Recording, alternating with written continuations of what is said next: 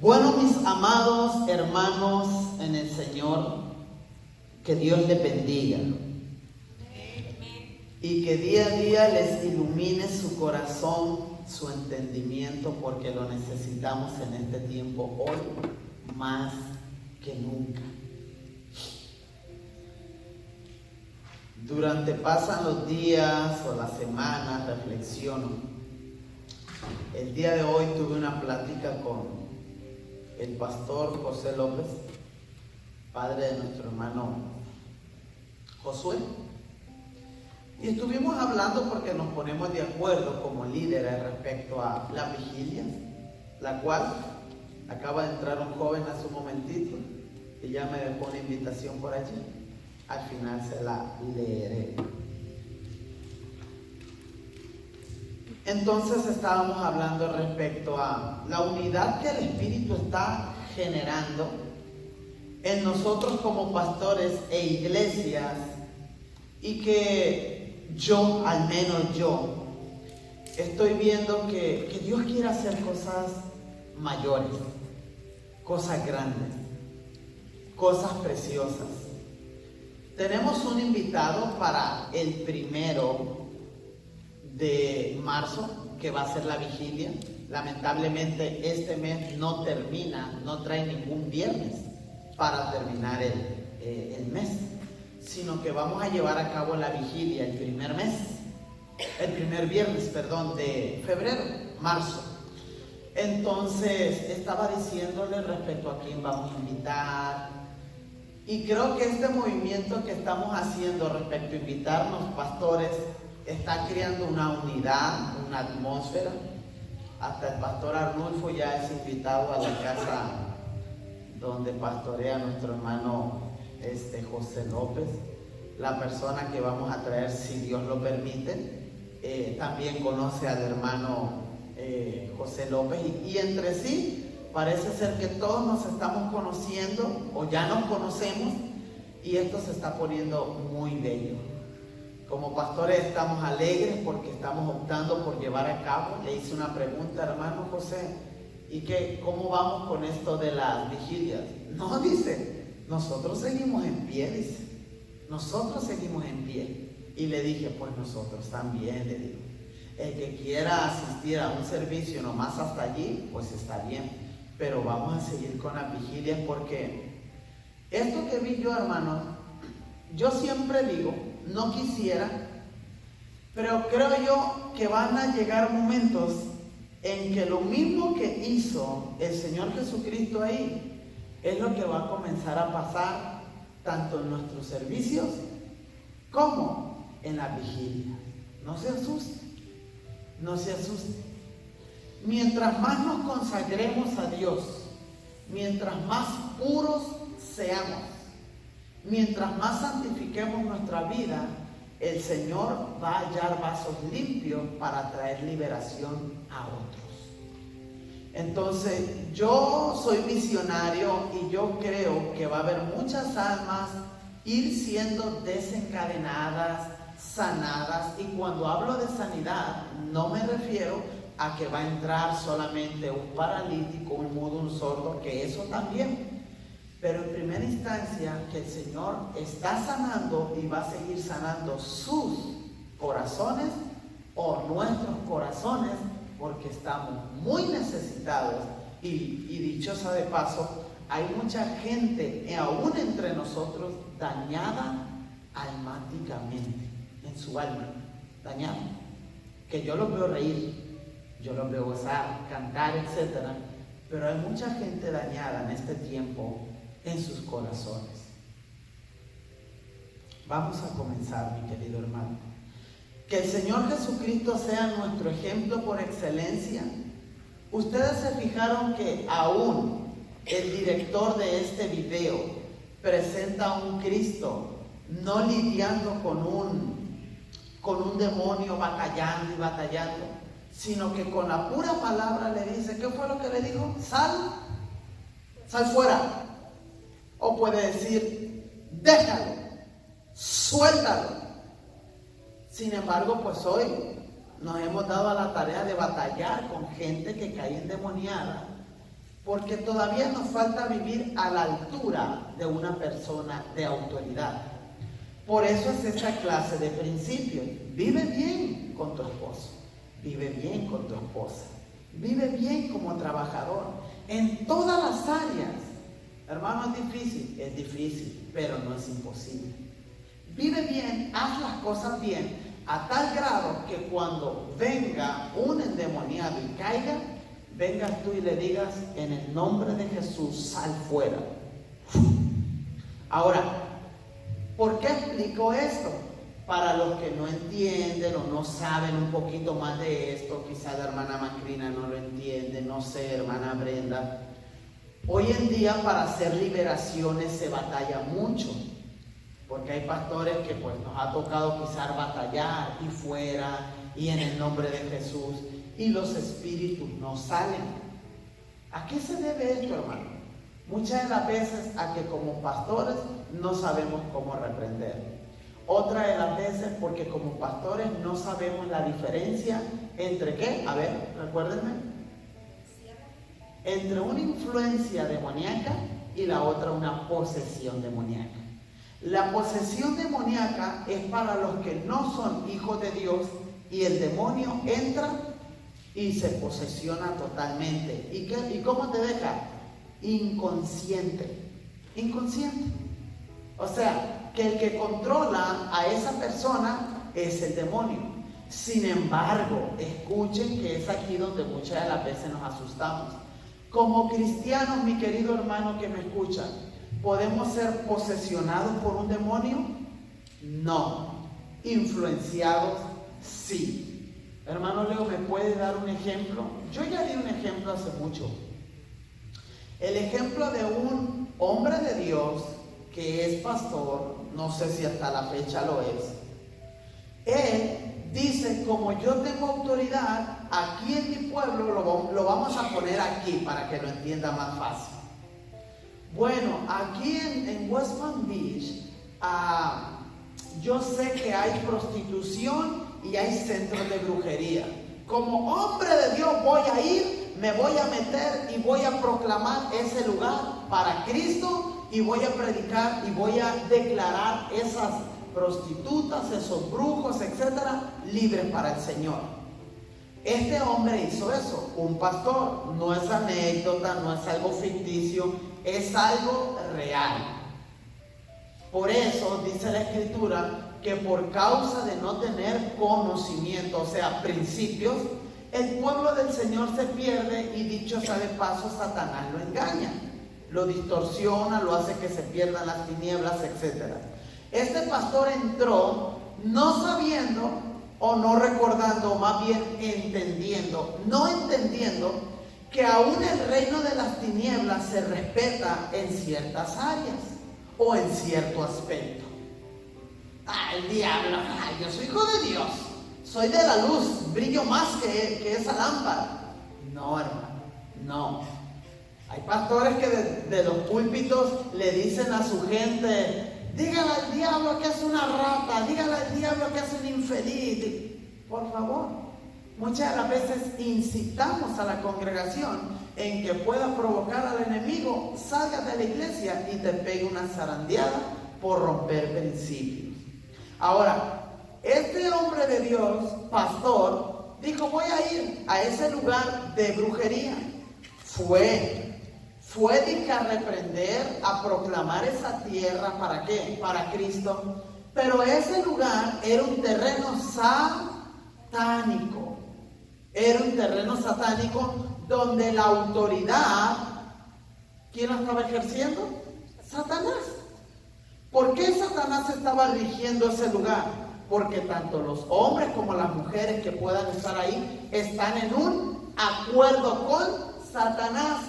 Así como usted dice tener autoridad porque está en un acuerdo entre Dios y usted, así también los brujos tienen su autoridad porque tienen mutuo su acuerdo con el reino de las tinieblas. ¿Qué pasó con este hombre de Dios? Oiga, pastor de años, bajó de aquella montaña donde había brujería y quiso ir a reprender con un fuerte dolor de cabeza, tipo migraña. Mi cabeza me va a explotar, mi cabeza. Duró aproximadamente como 3 días con ese dolor de cabeza endemoniado. O sea, dolor de cabeza endemoniado porque lo producían los demonios. Un hombre de Dios, consagrado al Señor, Dios le reveló y le dijo en oración: tengo un hijo mío, un ministro, que fue y se metió a un lugar donde no debió de haberse metido. Ve tú y ora por él, porque él tiene una influencia demoníaca. Él fue, el hombre de Dios, vino y le dijo: vengo a orar por ti. Has roto principios. ¿Pero por qué he roto principios? Si yo me subí a la montaña y yo tengo autoridad en el nombre de Jesús. Te equivocaste. Tú tienes autoridad donde tú andes tranquilo mientras estés guardando principios en la iglesia, este lugar, este púlpito aquí, el Señor me tiene a mí como autoridad, etc. Pero tú te metiste en un terreno satánico. Al meterte tú en ese terreno satánico, quedas descubierto. Escuche muy bien, hermano, por favor, porque esto no es un chiste. Esto no es un juego. Aun cuando usted rompa principios y Satanás se venga con todo en contra de usted, ni Dios mismo nos puede ayudar por el hecho de estar rompiendo principios. ¿Qué hemos aprendido? La única manera en la cual Dios te puede ayudar es de que alguien interceda por ti. Porque es como decir: Leo, yo te pongo aquí y aquí hay autoridad en ti, como hombre de Dios. Aquí, tú te metes a un terreno satánico, Leo, te sales de mi cobertura, del lugar de autoridad, y tú quedas desnudo a la luz de las tinieblas y se te viene con todo. ¿Qué fue lo que pasó con este hombre? Ahora, si Dios me dijo que allá estoy en autoridad, Él ya me advirtió, en pocas palabras, me está diciendo: el día que tú te salgas de ahí, ni yo mismo te puedo ayudar, porque yo ya te marqué dónde puedes estar y dónde no puedes estar. El testimonio que yo he repetido una y otra vez. Yo no tenía que andar en un barco en Miami, que es un barco, o un barco-bar, ¿verdad? Que se convierte en esas lanchitas. Ay, vamos a ver a la isla de los famosos. En mi caso, yo me fui un sábado con amigos por la noche y allá me fui y me subí. Ya eran como las 11 de la noche. ¿Qué anda haciendo el joven? Todavía no era pastor ni nada. ¿Qué anda haciendo el músico, el baterista de la iglesia fulana de tal allá? No iba con un propósito de: ay, voy a ir a ver mujer. No, nada de eso. Pero al subirme a ese barco, ¿qué empezó? La música donde estaba en su mero apogeo, lo que se conoce como el perreo. Yo estoy tranquilo esperando que irme a pasear y empiezo a mirar unas mujeres con unos hombres ahí, música endemoniada, diciendo malas palabras. Yo salí influenciado de demonios porque yo no podía dormir. Yo en mi sueño me veía endemoniado.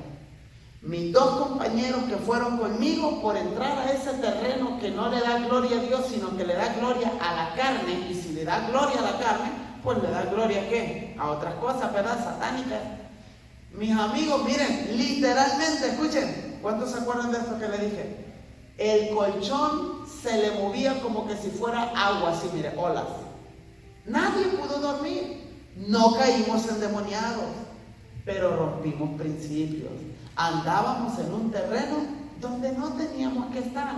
Y esto va para todos aquellos que quieran visitar una discoteca. ¿Qué se hace hoy en día en la discoteca? ¿Es lugar de Dios o es un lugar influenciado por Satanás? Desde que entra, ¿verdad? La oscuridad. Y el olor a cigarro, el alcohol. Allá dos hombres dos hombres, dos mujeres. Hoy todo está podrido, hermano. Sales de ahí, esto lo digo porque hay jóvenes que se atreven a hacer eso. Ayer, ¿a quién le conté? No sé si fue a toda la familia Sotelo que les compartí. Yo conocí jóvenes en el altar que miren, y les estuve dando el testimonio. ¿Fue a ustedes? Sí, les estuve dando el testimonio. Rompieron principios. Miren, se iba para acá, después empezó a meter cosas por aquí y seguía tocando el bajo.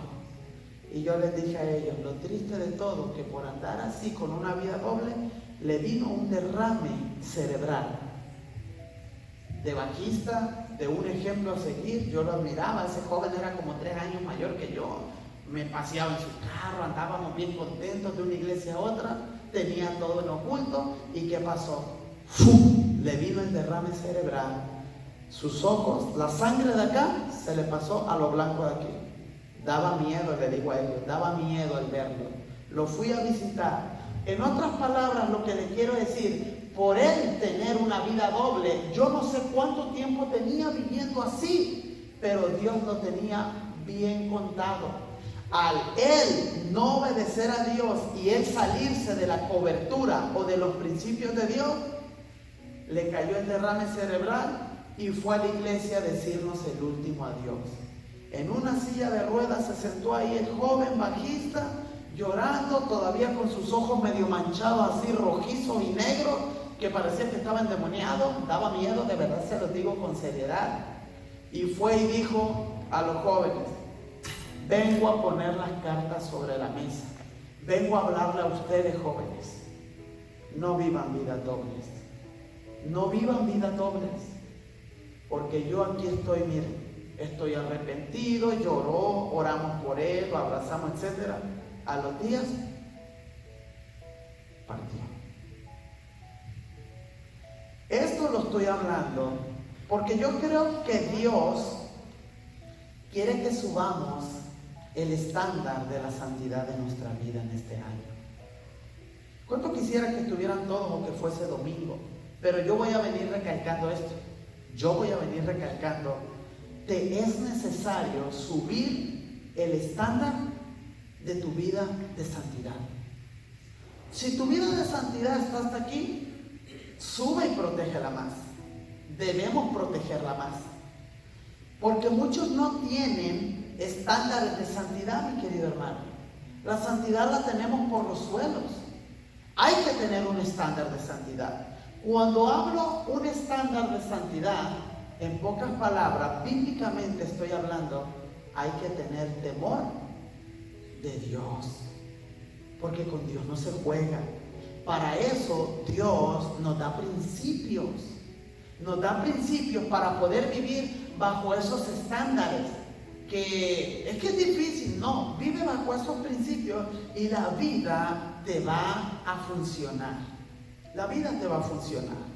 Ahora, poniendo esa plataforma muy seria para nuestra vida, sea que seamos pocos o que seamos muchos, usted siéntase privilegiado por lo que está oyendo.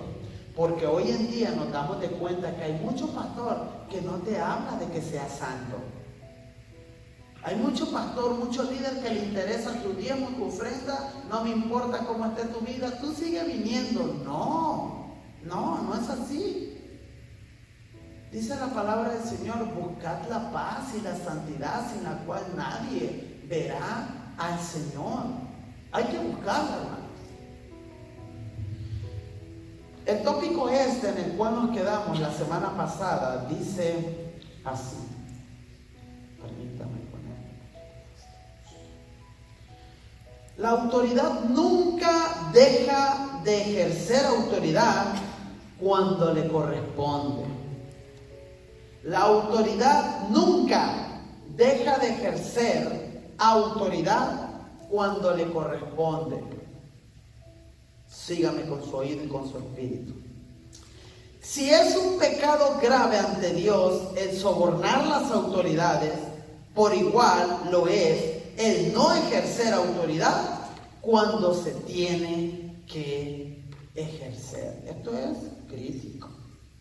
Ser flexible y tolerante ante las injusticias cuando se tiene que ejercer autoridad es una manera de deshonrar a Dios y a la vez es desautorizarlo en nosotros, ya que la autoridad que representamos es la de Él.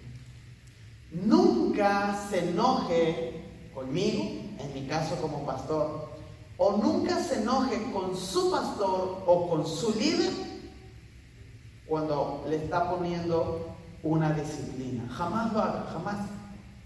Nunca se ponga rebelde o se enoje. Siempre sujétese, porque al sujetarse, dice por allí un estribillo, en la obediencia está la bendición. Y el estribillo aquí dice, mejor dicho, el tópico dice, la autoridad nunca deja de ejercer autoridad cuando le corresponde. Si a mí me corresponde ejercer autoridad sobre usted, exhortarle, hablarle para acá, mire hermano, mire hermana, hagamos las cosas bien, etcétera. Hermano, tranquilo, bajo un perfil bajo, o sea, de humildad, aceptemos si estamos en el error. Ayudémonos los unos a los otros, que era una de las cositas que ayer tocábamos, nos reunimos, estuvimos, la familia Sotelo por ahí nos visitó, y era uno de los toques que tocábamos entre nosotros como peticiones o comentarios, de poder cada uno de nosotros tener un corazón sensible a nuestros errores, a nuestros pecados, etcétera. ¿Recuerdan, Nancy? Pues son esas de las cositas que debemos de estar al día. Que si fallé, reconocí. Que si alguien está ahí para darme la mano, gloria a Dios, porque lo hay. Porque ahorita el mundo está desinteresado. Que peque quien peque, que haga lo que haga, etc. A mí no me importa, pero no debe de ser así. Pablo dijo, no hay autoridad sino de parte de Dios, y las que hay por Dios han sido establecidas. Romanos 13:16. Creo que dice, no, 13:1, perdón, Romanos 13:1. De modo que nosotros, como representantes del reino de Dios, somos representantes de su autoridad. Y cuando se tenga que ejercer autoridad y pasemos de ese deber por alto, somos compartícipes de la injusticia que se puedan generar por no haber ejercido autoridad. Lo grave del caso es que daremos cuentas a Dios y a las autoridades de las consecuencias. Ahora escuche esto, mi querido hermano. Esto es crítico. Quizá usted lo sabe como yo lo sé, y yo tengo un montón de historietas para hablar y para compartir, pero las voy a omitir esta noche. Si estamos hablando de que nosotros como hombres de Dios nunca debemos de dejar de ejercer la autoridad, esto es crítico, porque Dios nos demanda a nosotros, escuche, ahorita lo estoy poniendo en el ámbito eclesiástico, en el ámbito ministerial, ahorita vamos a ir a los otros ejemplos. Resulta que Dios nos dice, hey, nunca dejes de ejercer autoridad. Si tú ves que las cosas están mal, corrígelas. Si tú ves que alguien cayó, levántalo. Si tú ves, etcétera, etcétera. Ejerce autoridad. Ahora, es triste el caso hoy en día que hay pastores que saben cómo están sus ovejas, cómo están viviendo, y que muchas de esas ovejas tanto son líderes que tocan o son líderes de la junta y no dicen nada. Eso es crítico. Hermano, ¿sabe algo? Muchas cosas. Tantos años en la iglesia, hijos de pastores en pecado, hijas de pastores embarazadas, siguieron ahí. ¿Sabías eso? Hubo gente que tuvo que salir por reprender o exhortar.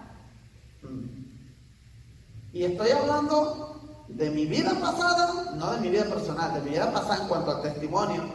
Y estoy hablando de personas que hace poquito estuvimos aquí, que me dijeron, hermano Leo, por decirle yo al pastor, su hijo está en pecado. Por decirle, hermano, mire, la corista está embarazada, debe de bajarla. El pastor se me incendió, me dijeron. Se me enfureció y salimos de pleito. A tal grado, escuche, que las iglesias se dividen. Se dividen. Este tópico como que no era para hoy, hermano León. Usted está aprendiendo, hermano. ¿Sabe qué es lo que yo he pensado? Creo que ya lo dije una vez. Yo he pensado hacer exámenes con tipo de preguntas como esta. ¿Qué usted haría en una situación acá? ¿Qué usted haría en una situación así, asá, como por este caso, verdad? ¿Qué usted haría si mira que la hija de su pastor está en pecado? ¿Lo enfrentaría? ¿Qué usted haría si su pastor le dice, tú quédate callada, por favor? Yo me las arreglo, soy el pastor, deja a mi hijo en paz, ¿Qué usted haría? Si estamos hablando de que para vivir principios tenemos que ejercer sí o sí la autoridad. ¿Por qué? Porque si el pastor no ejerce la autoridad con la persona la cual necesita la ayuda, entonces están cayendo en el mismo hoyo. Y una de las cosas que la Biblia nos enseña es a crecer espiritualmente, no solo al pastor. Esto lo estoy compartiendo con usted. Ahora, doy una vuelta de hoja a lo ministerial y vámonos para su casa.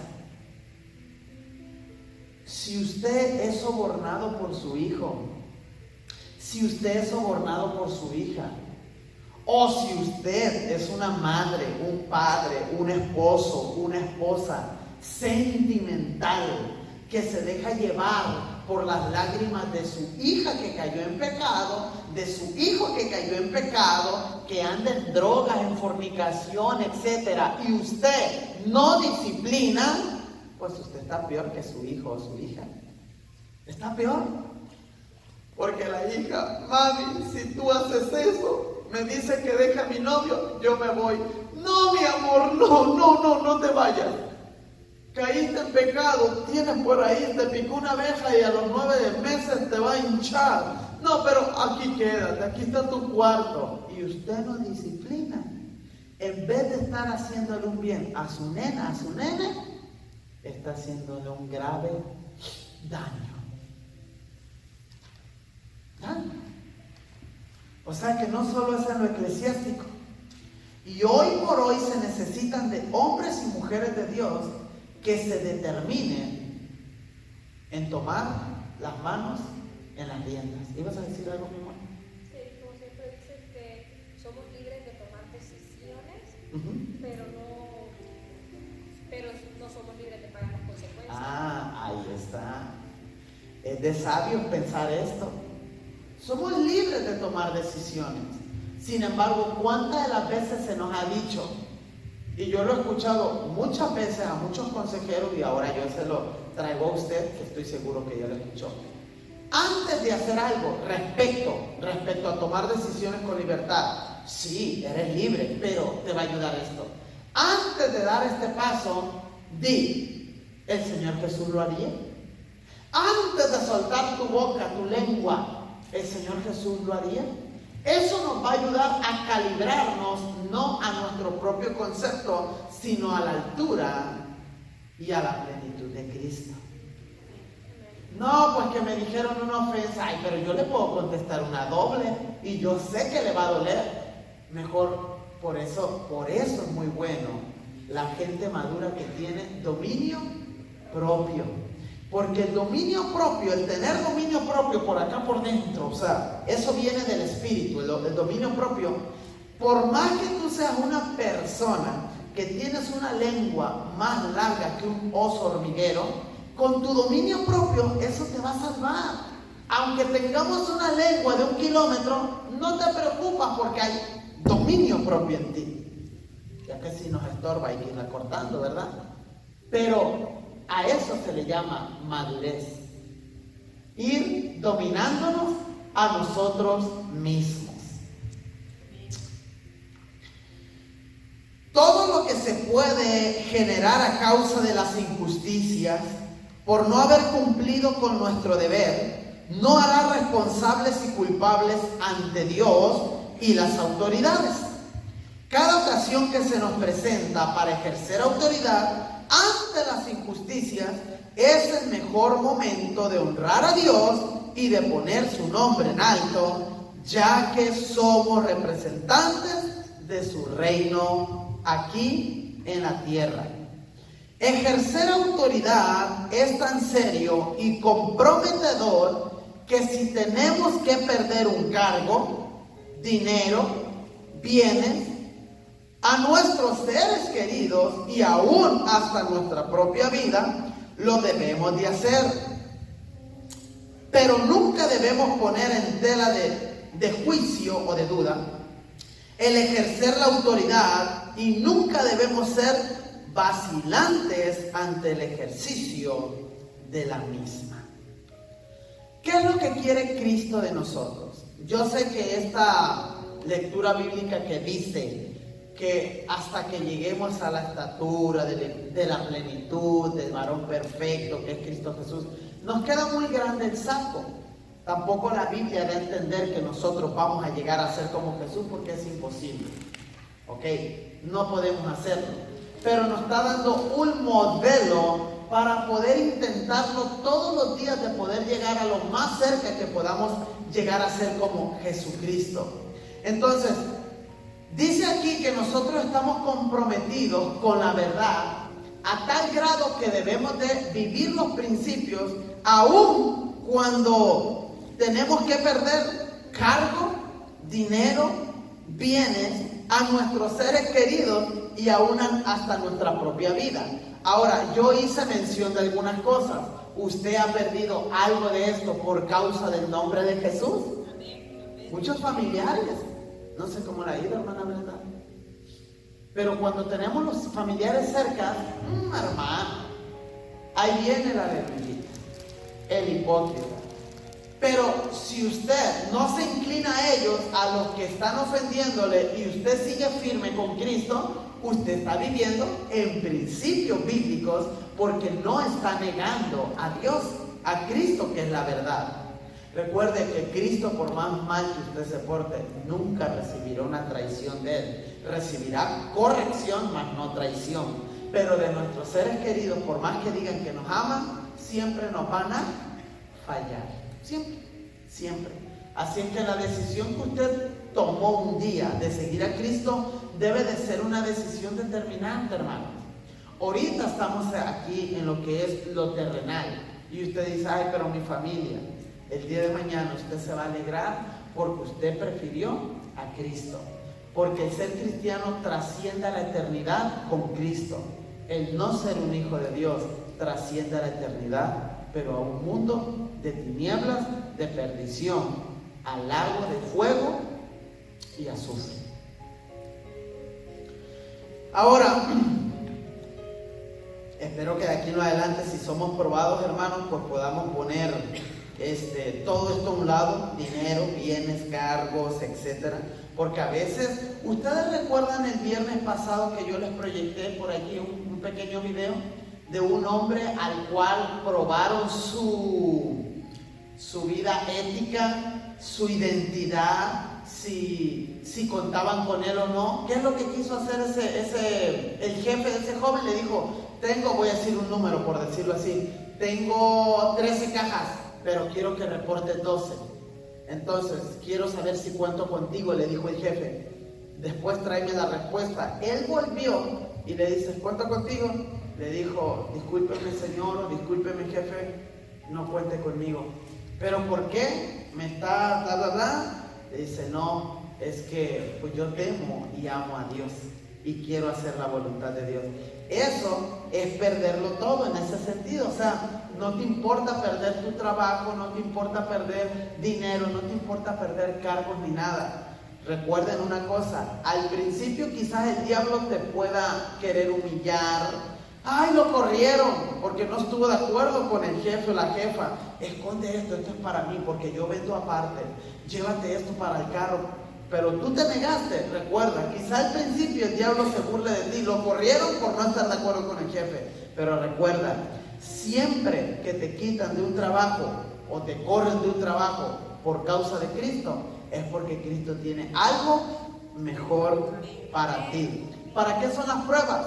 Es un examen. Recuerde que las pruebas eran para ir avanzando, ¿verdad? De primer grado a segundo. Bueno, el día que te quedes sin trabajo, el día que te quedes sin un carro que tú dices, ay, qué bendición tener este carrito con el sudor de mi frente, etc. El día que tú veas esas cosas mientras tú estás viviendo los principios, se te quitan eso, tú espera en el Señor tranquilamente. Tú continúa y espera en el Señor. Sigue trabajando, un carro mejor llegará. Sigue trabajando, un mejor trabajo llegará. Y así sucesivamente en las diferentes áreas de la vida. Eso sí, se dice fácil, lo estoy diciendo muy fácil, pero hay veces que somos probados muy fuertemente, porque Dios conoce nuestros corazones. Quizá alguno de nosotros podemos decir, ay, cuánto amo mi carro. Y Dios, oiga, Dios quiere enseñarnos que dependamos de Él. ¿Cuánta gente tiene su amor al dinero, su amor a una casa, su amor a la familia? Dios quiere, en primer lugar, escuchen, no es de que Dios no quiere que tengas otros lugares, otras cosas ahí en tu corazón. Sí, puedes tener muchas, pero en primer lugar, lo quiere tener Él. Aleluya. Bueno, vamos a ir aquí aterrizando. Dice este tópico, la autoridad no hace acepción ni excepción de personas. Esta cumple con su deber sin perjuicio o prejuicio personal. Nuevamente, la autoridad no hace acepción ni excepción de personas. Esta cumple con su deber sin perjuicio o prejuicio personal. ¿Sí entienden esas dos palabras? Perjuicio y prejuicio. Prejuicio está claro. Es un juicio anticipado, previo. Y perjuicio es como un daño que se le hace a una persona. En otras palabras, el perjuicio de, ay, es que lo voy a dañar, es que etcétera. Alguien dijo, la autoridad en parte es ciega. Ella no ve sobre quién tiene que cumplir su deber. La autoridad en parte es ciega. Ella no ve sobre quién tiene que cumplir su deber. Cuando se trata de ejercer la autoridad, no debemos atarnos a los sentimientos y a las emociones, ya que esto nos afecta psicológicamente y nos hace ser tolerantes en el momento en que se tiene que ejercerla.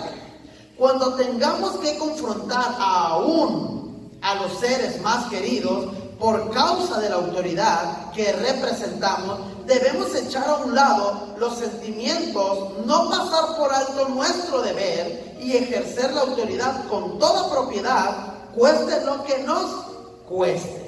Por ejemplo, ahí les va, les voy a ayudar con esto. La autoridad no se debe de regir por los sentimientos, porque si nos dejamos regir por los sentimientos, estamos tronaditos. Por ejemplo, ahí les va. Vinieron mis padres. Yo y mi esposa administramos el hogar como nosotros creemos que es conveniente. Desde